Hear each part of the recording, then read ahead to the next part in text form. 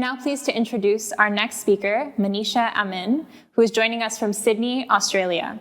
For those of you that joined us last year during Let's Talk Diversity, Manisha may be a familiar face as she was also a speaker during our conference last year. Manisha is the Chief Strategist and Visionary at Center for Inclusive Design. With a background in strategic marketing, communication, transforming cultures, and creativity, she is a thought leader in the power of thinking from the edge. Manisha has a unique talent for seeing beyond the horizon to emerging trends, defining them, and building powerful communities to bring them into being. Welcome, Manisha. We are so excited to have you share your thoughts with us on inclusive leadership in design. Thank you so much. I'm so excited to be here today as well. I am going to just start by sharing this screen of mine and making sure that works okay. Whoops, there we go. Perfect, we can see your screen. Oh, fantastic. It's so fantastic to be here today. I'd just like to start by doing an acknowledgement of country.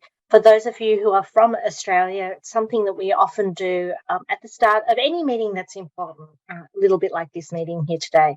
And I'd like to acknowledge the traditional owners of the land that I'm sitting on here today in Sydney, Australia, the Gadigal people of the Eora Nation. And, this presentation was written on Gadigal land. I'm sitting on Gadigal land. I'm very lucky to be in this country. And I'd like to recognise the deep and abiding connection that Aboriginal and Torres Strait Islander people have to this land. I recognise any Aboriginal Torres Strait Islander people on this call and First Nations people who are also listening to this presentation, and pay my respects to elders past, present and emerging. I'd also like to start, we're talking today about inclusion in leadership. And, sometimes people say, well, what does inclusion mean? And I just wanted to put some definitions up. So for us, diversity is a number. Often when we think about inclusion and diversity, we say, well, how many people have we got? How many people identify as one group or another group? And for me, that's about the diversity of a group. Inclusion is a process, but the outcome that we're looking for always is equity. So today we're talking about how do we, as leaders, manage the process of inclusion? How do we make sure that everyone is included and has a seat at the table, can share their stories and bring the relevant parts of themselves to work? Why is this important? I've got some statistics here from around the world of what exclusion looks like and some of the discrimination that people face. And while these are internal statistics within the workplace rather than, some of the communities that we may design with and for, I think they're really important. And sometimes I think it's very important for us, especially when we have a bit of privilege, to realise that the world looks very different for other people. The important thing, though, is not only to recognise where the gaps and problems are, but also to recognise that when wellness is managed, when there's a gap or a problem, one of the key things that happens is that we really impact on people's health, their wellness, their ability to work. But when we deal with those things, the percentage of people, their happiness with an organisation and their engagement increases.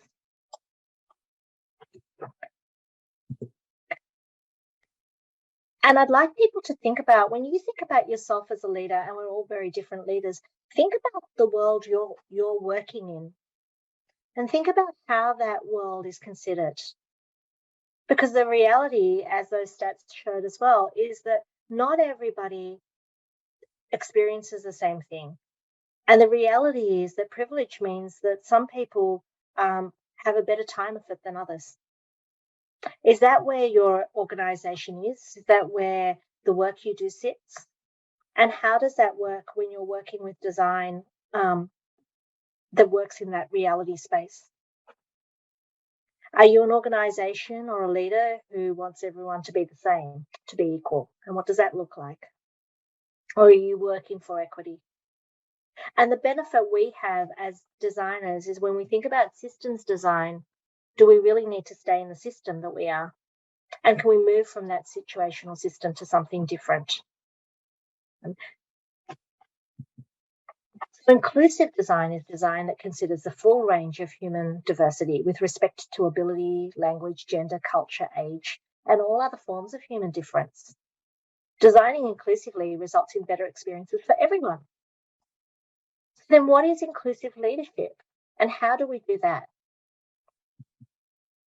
One thing I think we need to consider is what does leadership actually mean as well, right? Like, so some of us have a title that has is a leadership title, or we're managing teams, or we're managing projects. Other people don't have those titles. But for us, a leader is someone, an inclusive leader is someone who can actually bring together teams, organizations, and environments in a way that's symbiotic, so that we're bringing the outside in, as well as taking our inside experiences and using them to the best of our abilities. So we can do that regardless of where we are in an organization. But we do have some caveats around that. So I don't believe everyone can be inclusive, everyone can be a leader at any given time, all the time. That's utopia. And, we'd love that to happen. But we need to take a systems view to this. So sometimes when we think about leadership, we actually think about culture. But are we actually thinking about how we turn up? How we turn up as leaders? What's our mindset? What are the actions that we can take? And what are the systems that we work in that we may or may not be able to impact? So we can impact on the things that are around ourselves, our mindset and our actions. But the things that are around others, the culture of the place and the system, or the systems that we are held by, those things are harder to impact on if we don't have a lot of power. But the way we can think about these things at an individual level is around knowing your blind spots, seeking out differences, aligning on shared values, and being allies, and where possible to change the system. But we always need to also recognize the role of power, choice, and control. And the power that we have, the choices that we have, the control we have, and the power we choose to give to others that might not have normally as much choice or as much control. So as leaders, where are we giving that power up? And when we think about this and we think about our biases, I have a question here. Feel free to use the chat if you'd like. I don't know if I can actually see the chat on this screen. Whoops, that's not what I wanted to do. But feel free to use the chat if you would like. But think about these questions. How many pieces of information can you process in any given second? And the reality is that we're processing, our brains are hit by about 11 million pieces of information at any second. But our conscious minds only handle 40 to 50 bits of information a second. And the way we do that is by aggregating information, deleting information, using our past experiences so that we can make decisions very quickly. And this is where our biases come into play. So biases are not good or bad. They're actually part of the function of how we get things done at speed. The problem is when those biases have us more than we have them. Okay. So there are some ways that we can think about this, and this is an activity that I'd love people to spend some time thinking about or doing themselves. And the activity is to write down some of the people you go to for advice at work. So as a leader, when you've got trouble, when you're thinking about a complex issue, who do you go to? And when you think about those people, write their names down. They can't be people that you have in your family. And it's the first 5 names. If you don't have 5, it doesn't have to be 5.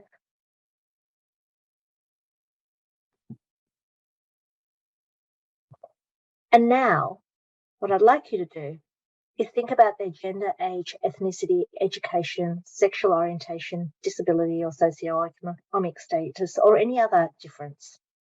And look at how different the people are that are in your bubble. And if you don't know their age or gender, you're not getting that insight anyway. And this isn't an exercise that tells us that we need to change the people that we go to. But what it does do is say, this is where some of our thinking and some of our insights are coming from. And if we want to be inclusive, who are the people who are missing? Whose insights are we missing? So that when we're making decisions, we have that other frame, that other idea that might help us as well. One of the interesting things here is that we often, in terms of age, have a bias towards people who are older than us because we live in hierarchical systems. And yet, often we can learn just as much from people who are younger than us. In our work, we often have a bias towards people who've been to university. But actually, it means that we're not taking into account the sorts of conversations and insights that people who might not have had as much of an academic education may have. So as leaders, having more information allows us to have more flexibility in terms of what we do. And I find that exercise is a lot easier than, say, using a cognitive bias codex or looking at a whole range of different biases, because there's no way I could personally have all of those things in my head at any given time. And it's important to think and remember that when we look at biases, when we look at diversity, when we bring in people who are diverse, it means that we're going to have more conversations. And the negative, or one of the impacts of cultural diversity, is that we'll have people with interpersonal conflicts, people with different views, different thoughts, ideas, norms, and values. So often when we talk about the benefit of diversity, we talk about how diversity is great for an organization, but what we don't necessarily talk about is how diversity actually brings with it other challenges that we might not have had before. So it's really important that we build our skills in dialogue, in listening to people, in having curiosity about different views and opinions, and making decisions on our values. And some of the ways we can do that are by looking for alignment. So not looking at everyone having the same view or perspective, but actually asking, listening, reflecting, validating other people, asking for permission, and not making assumptions. A good example of this for me was I was speaking to somebody in one of my crew, and they come from a community where they don't often ask for things. So they expect that they are given things based on seniority. So in our team, where we would say, who would want this job? They would never put their hands up because, in fact, they would wait to be asked. Whereas people who came from different cultures would go, oh, yep, I'd have that job. So what happened was they'd never get the jobs they wanted. So we changed the way our system worked. There's another person we worked with who does a lot of work around race. And one of the things she mentioned is that for her, being asked first or being asked last is often concerning, because she's like, well, are they asking me because of my race? Okay. And when we said, well, what would be more comfortable for you? She said, just ask me in the middle sometimes. Because what happens is that when we face trauma, we have baggage, we all come to that with different views, and we all come to it differently. So neither of those two people were wrong, but both of those people had a view that was very specific to themselves. So by listening to people and asking them what makes them comfortable, asking before we make decisions for people, or an assumption that we're making them more comfortable, we get a better outcome.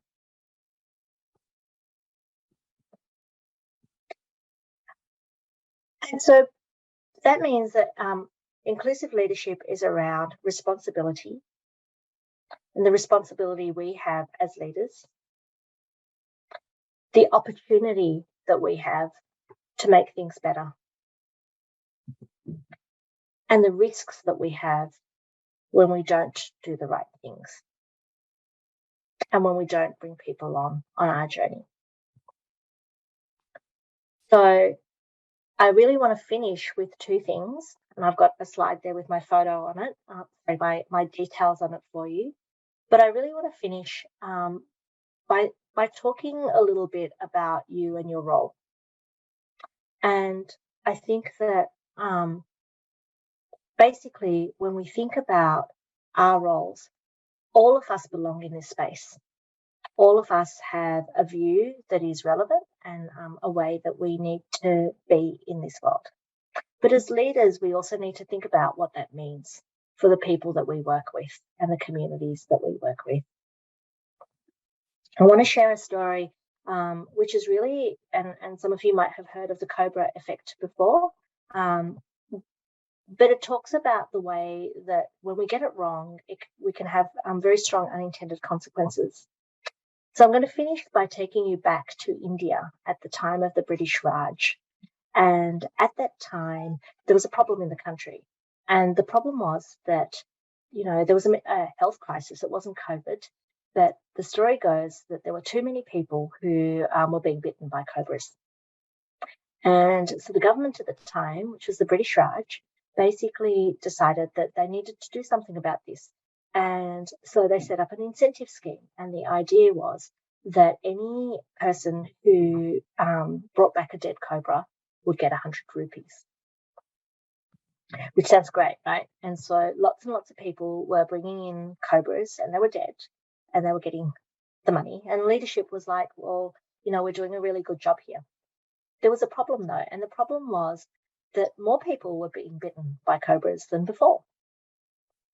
And so when they looked into it, they realized that basically what had happened is that the incentive had meant that people being really entrepreneurial were going, right, well, we have our produce, but if we have dead cobras, we get 100 rupees, which is more than what we're doing now.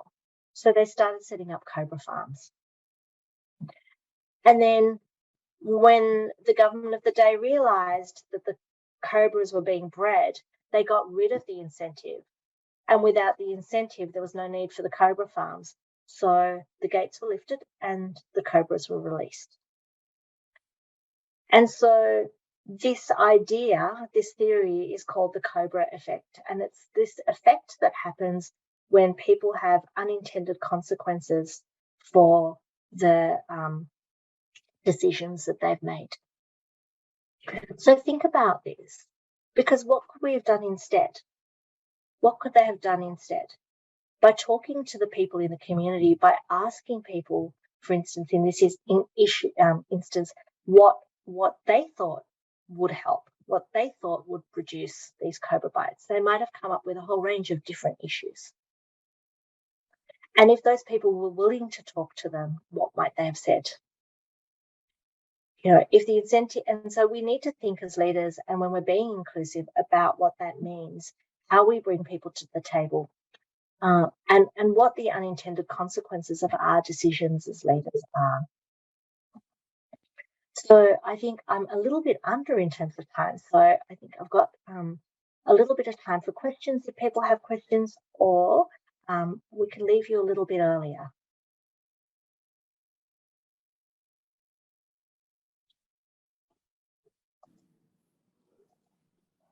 And it's actually, thank you there, Sarah. Hi, Manisha. Yeah, so we're just a little bit under here, but that's no problem at all. I don't believe there are any questions that have come through via the audience as of yet, but we'll definitely keep an eye on that.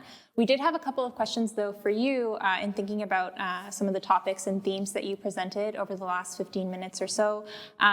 We were wondering about how you went about onboarding new team members and if there was a specific approach that you as a design leader and CEO took to that process. It's a really lovely question, and I think it's hilarious. Can I just say that I only took 15 minutes? Normally I have too many slides, so I took a whole lot out, hoping that I'd stick to the 30. And I think that's quite amusing. So, and I think this is part of the issue, right? Is that we're going to get it wrong. Mm-hmm. And so, before I actually talk about your question around onboarding, I think it's important that we, as leaders, know that we're not always going to be right. And sometimes as leaders, we really have that burden on us to have the answers, to know what's going to happen and to be perfect all the time. And we can't. We can't do that. So I think as leaders, we have to also be very open about when we get it wrong, and when we might not have all the answers. And then when we do onboarding, and I think sometimes we need to go one step before onboarding to really think about how we bring people in the first place. Mm-hmm. And we have 3 questions that we ask when we do all of our work. And I think onboarding also fits into this space. And those questions actually come from the inclusive playground movement. And they are, can I get there? So can I get to the playground? Can I play there? Can I use the equipment? And can I stay there? Do I feel comfortable? Mm-hmm. And so when we bring people into a team, the first question is, can they actually physically get to us? And what might be stopping them from getting to us? So often when we recruit people, the first thing we think is once they come to us, they're all the same and they have the same sorts of issues and experiences. But some people don't. Mm-hmm. Right? So if you've got a whole lot of stuff you have to do in the morning, or you're traveling 2 hours to get to work, your experiences when you show up are going to be very different to somebody who doesn't have those issues. So Mm-hmm. can I get there is really important. How do we deal with that? And how do we make sure that people who walk in that door are able to get on with the job to the best of their ability without the impacts of how they got there impacting on their work? Mm-hmm. The second is actually, can I play there? So how can I actually do the work? Are the systems working? And often we find, especially when we have people with diverse needs, that our systems are not perfect. They don't work for everyone. And it's being really transparent about that and talking about what does work or doesn't work for a particular person and their needs and trying to solve for that. And it doesn't even matter.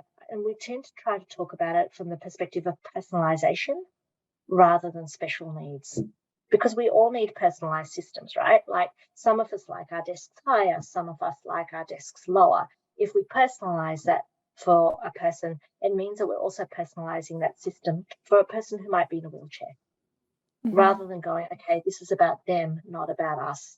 Personalization is about everyone. And then the last part is really, can I stay here? Can we make it a place that I feel comfortable and safe? Mm-hmm.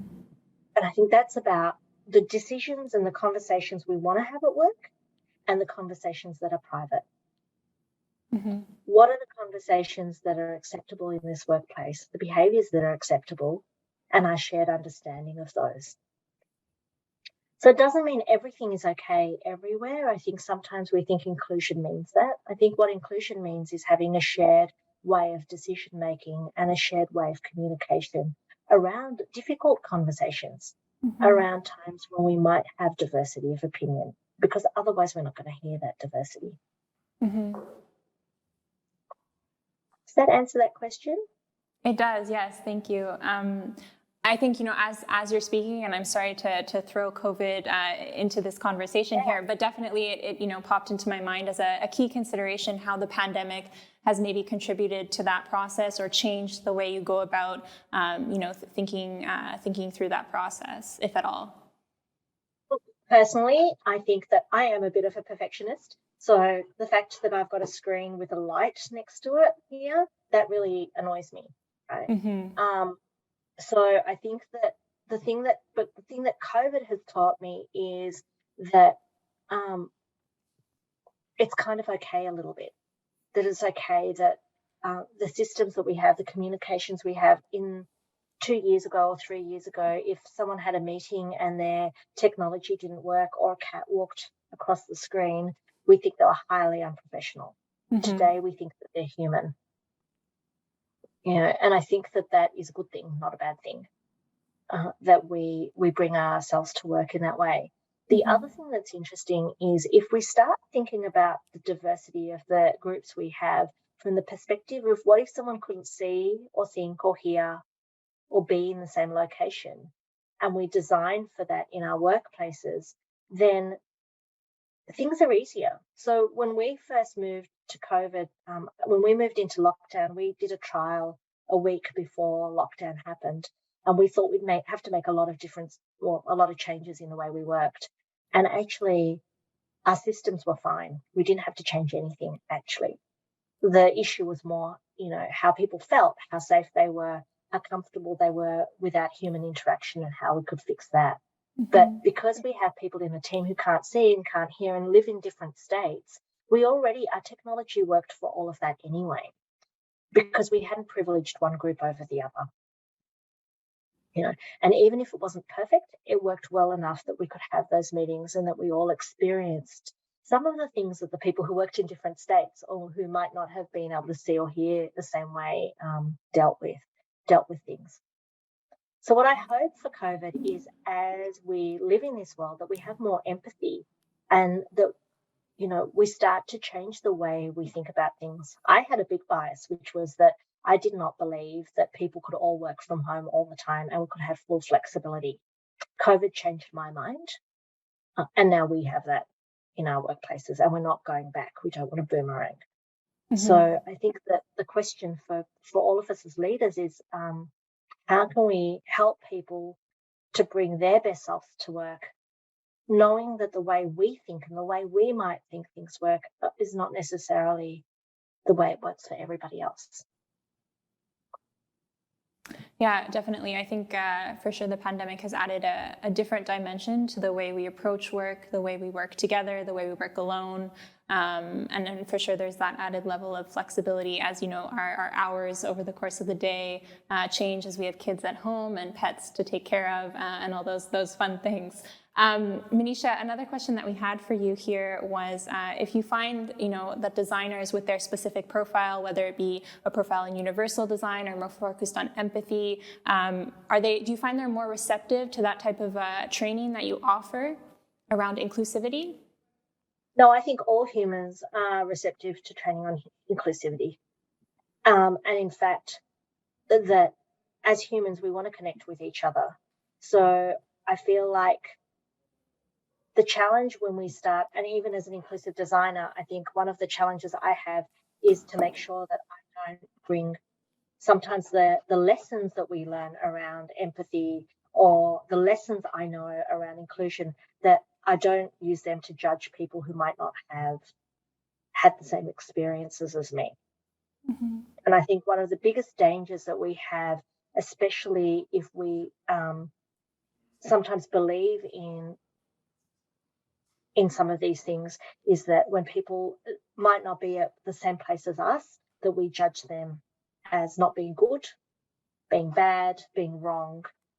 And when we judge people, we're not listening to their side of the story. And inclusion isn't necessarily about my view being the right view. It's actually about how do we have constructive dialogue around all our views and come up with a solution from that perspective, rather than kind of only having one side of the story at the table. And I think it comes back to this idea of justice and reconciliation as well. Are we looking for justice or are we looking for reconciliation? Because when we look for justice, we want to punish the other side. And when we look for reconciliation, we actually have to break bread with each other. And so empathy is great, but empathy, when I'm empathizing with a person, I'm trying to see the world from their perspective. Really important. But I think from the perspective of inclusive leadership, what I need to be doing is, it's not about their perspective. It's about what's stopping me from hearing other people's perspectives if I don't really like the message that they're saying. Definitely. I think, that's a key consideration also for inclusive leadership, making sure that it's not, one way or the highway, and that we have consideration for everyone's perspectives and kind of thoughts, and that everyone has something to bring to the table that's valuable. I think, Manisha, we had time just for one more questions before we close out the session here today. So we wanted to ask you, what are 3 things, in your opinion, that our listeners here today can do to change the leadership that they uphold, whether it's in their workplace, in their personal lives, in their community? What are 3 things that you would recommend? I think one thing, I'm actually just going to go for one thing. And that one thing is to think about the people that you really love working with, and then the people you really don't like working with. And then think about what it is about those people you don't like that's pushing your button. because the people you really like working with, they're the people who probably have ways of working that make it easier for you. Okay, ways of working that link or relate to your biases. The people that don't work well often, or for you, are often the people whose ways of working conflict with the way that's the easiest for us as leaders. Mm-hmm. So, and then think about renaming it. So, for instance, some people say, "I like that person talks a lot." If we reframe that as they're just being passionate, it actually changes the way that we think about them and how we relate to that person. If we think about that person as being, a roadblocker, to being the person who really just makes sure that everything's right so that we don't get into trouble, then we think about them differently. So when we look at the people that we struggle ourselves with, if we look at what it is about them that we struggle with, it's a really great place to start broadening our perspective of where we sit as leaders. Mm-hmm. And I think So it's not especially, quite creepy. Yeah. no, it's okay. I think that's perfect. That was spot on. And I think definitely as we're thinking about, earlier you had mentioned the idea of having good and bad biases, and definitely how that kind of factors into those considerations as well. I think, Manisha, we have concluded our 30 minutes here, so I'm going to have to let you go, unfortunately, but I want to say a big thank you to you for joining us once again this year and sharing your expertise and insights with us. It's always a pleasure. Absolutely. Thank you so much. Thank you, Manisha. Bye-bye. Bye.